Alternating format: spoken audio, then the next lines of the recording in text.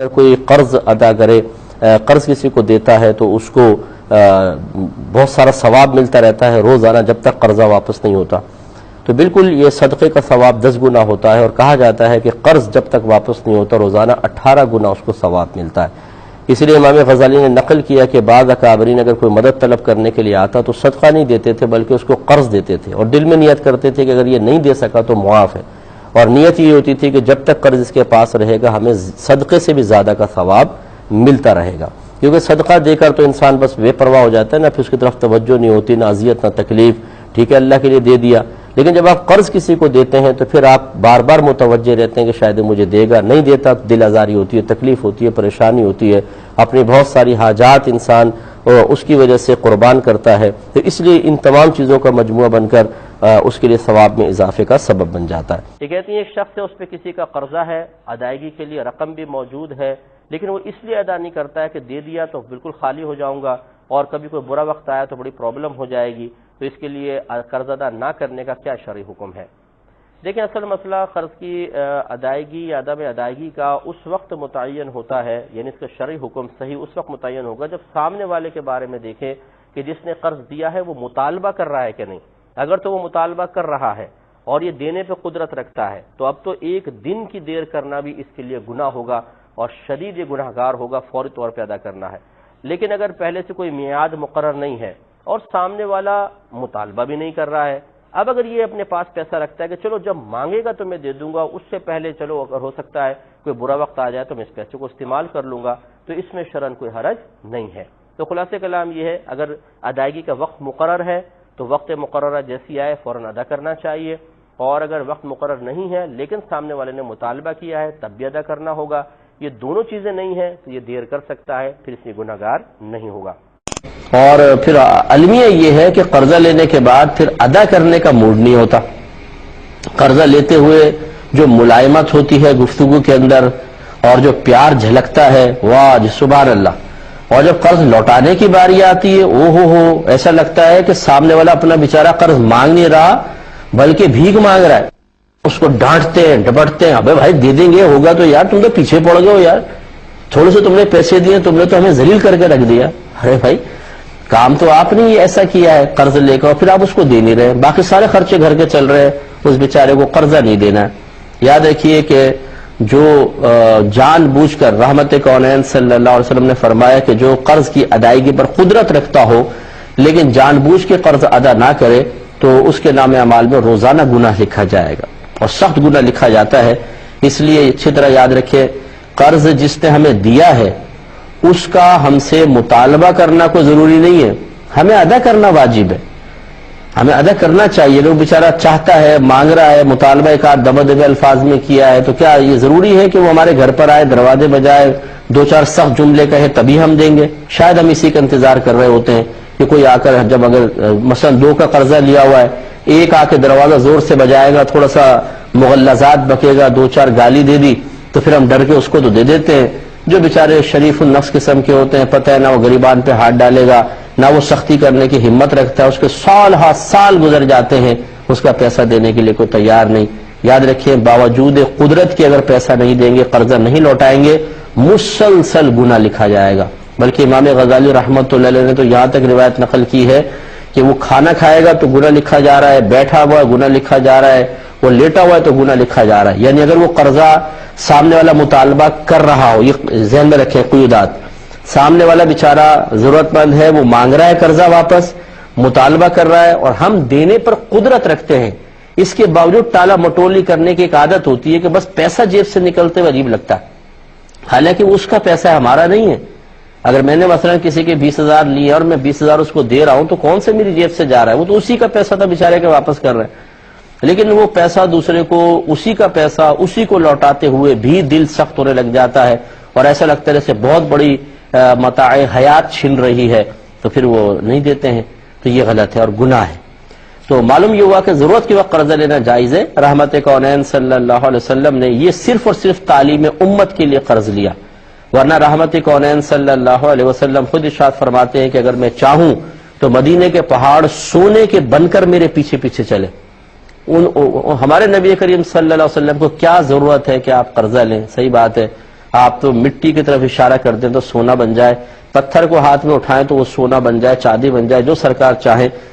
اللہ تعالیٰ نے آپ کو اتنی قدرت سے نوازا تھا، بعطائے الہی، بحکم الہی، باذن الہی سرکار بطریق معجزہ بہت کچھ فرم کر سکتے تھے، لیکن ہمارے سرکار نے ہماری تعلیم کے لیے، اور جو اس امت کے وہ غریب لوگ بیچارے جو مجبوری میں قرضہ لیتے ہیں، ان کے لیے بھی ایک سنت سرکار نے چھوڑ دی کہ اگر سرکار قرض نہ لیتے تو ان کے لیے کوئی سنت نہ ہوتی، ان کے لیے بھی ایک سنت زندہ ہو گئی، مطلب سنت چھوڑ دی تو اب وہ سنت یہ کوئی قرض لے گا تو قرض پہ بھی ایک سنت کا ثواب اس کو مل سکتا ہے۔ بہرحال یہ نہیں ہے کہ ہم جان بوجھ کے قرضہ لیں اور کہیں کہ سنت کی ادائیگی ہو رہی ہے، ایسا نہیں ہے۔ نبی کریم صلی اللہ علیہ وسلم نے بھی بلا ضرورت کوئی قرض نہیں لیا ہے، جب ضرورت متحقق ہوئی تو آپ نے قرض لیا۔ تو قرض لینا بہرحال گناہ نہیں ہے، لے سکتے ہیں، لیکن شدید ضرورت کے وقت بلا ضرورت نہ ہو، اور جیسے ہی ادائیگی کا موقع آئے ایک لمحہ نہ لگائیں۔ ہونا یہ چاہیے، اور اسی طرح سے ہونا چاہیے کہ سامنے والے نے پیسہ دیا، ابھی وہ مدت بھی نہیں آئی ہے کہ جس میں اس کو قرضہ لوٹانا ہے، اس نے مطالبہ بھی نہیں کیا اور ہم خود جا کر اس کو دے دیں، یہ بہت اچھی بات ہے۔ کسی کو قرض دیا ہو اور وہ واپس نہیں کر رہا تو اب اس کا دل تنگ ہوتا ہے کہ یار کاش میں نہ دیتا، دیکھو پھنس گئے پیسے، تو کیا اب بھی اس کو ثواب ملے گا؟ دیکھیں یہ تو ایک فطری تقاضا ہے کہ جب انسان کو تکلیف پہنچتی ہے تو اس طرح کے خیالات ذہن میں آتے ہیں۔ ہاں اس سے تو کوئی فرق نہیں پڑے گا، لیکن اگر وہ اس کے مطابق کوئی عمل کر لے، مطلب اس پہ مثال کے طور پہ طنز کر دے، طلب میں سختی کرے، اسے بے عزت کرے، نجی محافل کے اندر اس کا تذکرہ کرے کہ یار بڑا دیکھو عجیب آدمی ہے، قرضہ لے کے دبا کے بیٹھ گیا، دیتا نہیں ہے، اس طرح کے جب وہ معاملات کرے گا تو پھر ہو سکتا ہے کہ اللہ تعالیٰ اسے ثواب سے محروم کر دے کیونکہ اللہ تعالیٰ نے ارشاد فرمایا لا تبطلوا صدقاتکم بالمن والاذى، تم اپنے صدقات کو احسان جتا کر اور تکلیف پہنچا کر ضائع مت کرو۔ یہ صدقات کے بارے میں ہے تو یہ اس کا ثواب کے بارے میں ہم اس سے استدلال کر سکتے ہیں کہ ایسا نہ ہو کہ ہم تکلیف پہنچائیں تو اللہ تعالیٰ ہمیں ثواب سے ہی محروم کر دے۔ ایک یہ نوجوان نے کہا، اس کو بڑا ڈپریشن ہے اس سلسلے میں، کہ لوگ کہتے ہیں جی غصے کی حالت میں طلاق کیا تھا کہ جب کوئی فوت ہو جاتا ہے تو بعض اوقات بیٹے وغیرہ یا قریبی کوئی دوست کھڑے ہو کے کہتے ہیں جنازے کے ٹائم میں کہ اس کا قرضہ میں اتار دوں گا، اور وہ کہتے ہیں کہ یہ رسمی سا جملہ ہوتا ہے، بعد میں کوئی اتارتا وغیرہ نہیں ہے، تو کیا ان کے صرف اس طرح اعلان کرنے سے مردہ بری ذمہ ہو جائے گا اور قرض ان کے ذمہ ہو جائے گا، یا مردہ بھی قابل گرفت رہے گا؟ دیکھیں جواب یہ ہے کہ صرف اعلان کر دینے سے مردہ بری ذمہ نہیں ہوگا، اس کے اوپر قرض باقی رہے گا، اور میدان محشر میں اس شخص سے نہیں بلکہ اس مردے سے ہی مطالبہ کیا جائے گا۔ اسی لیے میرے آقا صلی اللہ علیہ وسلم نے مقروض مرنے سے منع فرمایا ہے کہ جس سے ہو سکے وہ قرض نہ لے، اور لے تو فوراً اس کو ادا کرنے کی کوشش کرے۔ مختصر سے پہلے میں بریک لے لیتا ہوں، پھر انشاءاللہ اس مسئلے کو میں مزید ذکر کروں گا۔ حاضر ہوتے ہیں ایک چھوٹے سے بریک کے بعد۔ بسم اللہ الرحمن الرحیم۔ تو قرض کی مذمت کے بارے میں ذکر کر رہے تھے کہ نبی کریم صلی اللہ علیہ وسلم کو یہ ناپسند تھا کہ قرض لیا جائے اور پھر اس کو ادا کیے بغیر انسان فوت ہو جائے۔ ایک حدیث میں یہ بھی ثابت ہے کہ ایک شخص کے اوپر قرض تھا، جب ان کا انتقال ہوا تو نبی کریم صلی اللہ علیہ وسلم نے دریافت فرمایا کہ ان پر کسی کا قرض تھا؟ عرض کی کہ جی ہاں، تو فرمایا کہ تم ہی اس کی نماز جنازہ پڑھ لو۔ یہ اصل میں ایک طریقے سے اپنی امت کے لیے ایک پیغام تھا۔ بظاہر مطلب ایسا نہیں ہے کہ معاذ اللہ مقروض کی نماز نہیں ہوتی، ورنہ نبی کریم صلی اللہ علیہ وسلم صحابہ کرام سے کیوں فرماتے، لیکن یہ جو تھوڑا سا ہلکا پھلکا اظہار ناراضگی فرمایا گیا، یہ اشارہ ہے اس طرف کہ قرض لینا یہ کوئی اچھی چیز نہیں ہے، اور اگر لے لیں تو اس کی ادائیگی میں دیر کرنا بھی مناسب نہیں ہے، اس لیے جتنی جلدی ہو سکے قرض ادا کریں۔ تو بہرحال یہ اس طرح اعلان کر دینے سے مردہ بری ذمہ نہیں ہوگا، ان پر یہ وبال رہے گا، اور جس نے اعلان کیا ہے انہیں چاہیے کہ فوری طور پر ادا کرنے کی کوشش کریں، اور خصوصاً اگر والد صاحب فوت ہو جائیں تو اولاد کو چاہیے کہ قرض ادا کریں، کہ یہ یاد رکھیں ماں باپ کے مرنے کے بعد جو اولاد پر کچھ حقوق باقی رہ جاتے ہیں ان میں سے ایک یہ بھی ہے کہ اگر ان پہ قرضہ ہو تو اس کا قرضہ ادا کریں۔ ایک انہوں نے فرمایا اگر کسی کے بیمار ہو گئے تھے، ان کی والدہ نے وعدہ سود پہ قرض لے لیا تھا، اب وہ سود اتر نہیں رہا، کیا کیا جائے؟ تو بھائی سود تو ایسی چیز ہے، ایسی لعنت ہے، ایک دفعہ چپٹ جائے تو اس کا اترنا بڑا مشکل ہوتا ہے، اور بیماری کوئی ایسی چیز نہیں ہوتی ہے کہ جس کے علاج کے لیے سود لینا جائز ہو۔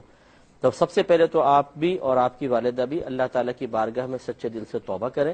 اور آئندہ پختہ ارادہ کریں کہ اس قسم کے کسی گناہ عظیم میں مبتلا نہیں ہوں گے، اور ہمارا آپ کو مشورہ ہے کہ آپ روزانہ رات کو سونے سے پہلے سورۃ الواقعہ ایک بار پڑھیں. اس کے علاوہ استغفار کثرت کے ساتھ کریں. استغفر اللہ تعالی ربی من کل ذنب واتوب الیہ یہ پڑھ لیں، یا صرف اتنا پڑھ لیں استغفر اللہ. اس کا مطلب ہے اللہ تعالیٰ میں تجھ سے مغفرت طلب کرتا ہوں. تو اکابرین اسلام نے، اور قرآن کا فیصلہ بھی ہے کہ اگر تم استغفار کرو گے اللہ تعالیٰ تمہیں مالا مال کر دے گا. تو اس لیے استغفار قرضہ وغیرہ اتارنے کے سلسلے میں انتہائی معاون وظیفہ ہے. آپ یہ کریں، اللہ تعالیٰ ضرور انشاءاللہ آپ کی غیب سے مدد فرمائے گا. بہن نے فرمایا کہ اگر کوئی